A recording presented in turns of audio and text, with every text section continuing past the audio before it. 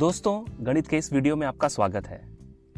इस सत्र में हम बहुपद यानी पॉलिनोमियल्स और उनकी घात के अनुसार उनके वर्गीकरण यानी डिग्री ऑफ पॉलिनोमियल्स के बारे में जानेंगे। पिछली कक्षा में हम बीजीय व्यंजक यानी अलजेब्राइक एक्सप्रेशंस के बारे में अध्ययन कर चुके हैं। यह उसके कुछ उदाहरण हैं।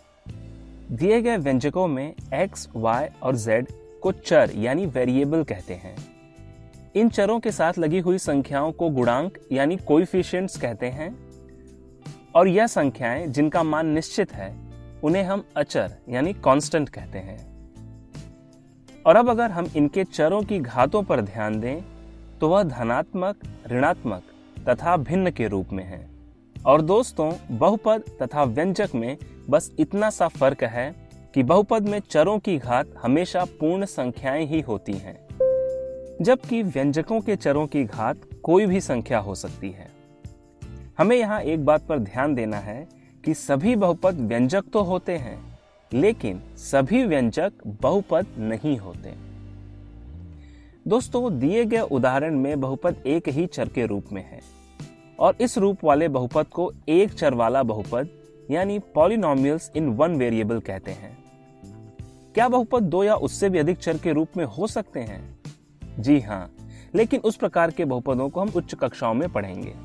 एक चर वाले बहुपद को सामान्य रूप यानी जनरल फॉर्म में इस प्रकार दर्शाते हैं, जहां x को चर कहते हैं, an-1, a1 इत्यादि को गुणांक यानी कोएफिशिएंट कहते हैं तथा a0 को अचर कहते हैं। बहुपदों को हम p of x, q of x या चर के अनुसार p of y, r of y या r of t, q of t से दर्शाते हैं।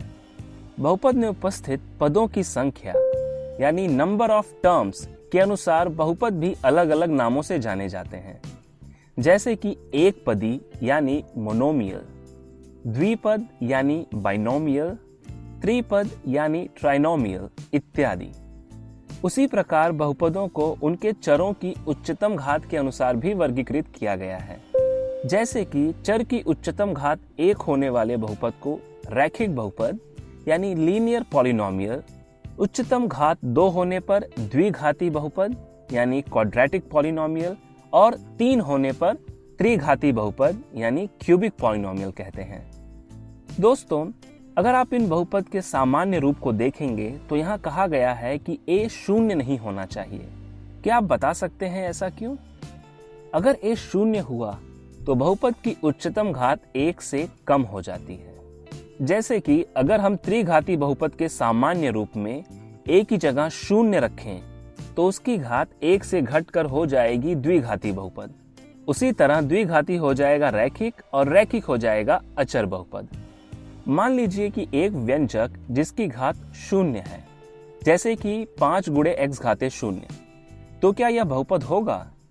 ऐसी असमंजस की स्थिति में हमें हमेशा परिभाषा पर ध्यान देना चाहिए, जो कहती है कि किसी भी व्यंजक की घात अगर पूर्ण संख्या है तो वह बहुपद होता है और शून्य एक पूर्ण संख्या है, यानी यह एक बहुपद है।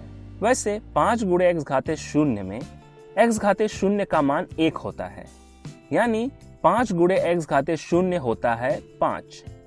इसका मतलब किसी भी संख्या को शून्य घात वाले बहुपद के रूप में लिखा जा सकता है, यानी अचर या संख्या को भी बहुपद कहते हैं।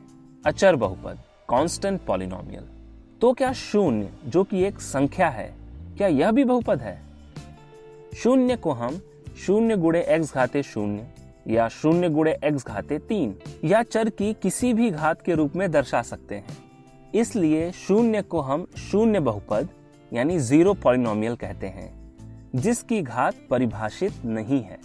दोस्तों, इस वीडियो में बस इतना ही। तो आज हमने क्या सीखा? अब मिलते हैं अगले वीडियो में। धन्यवाद।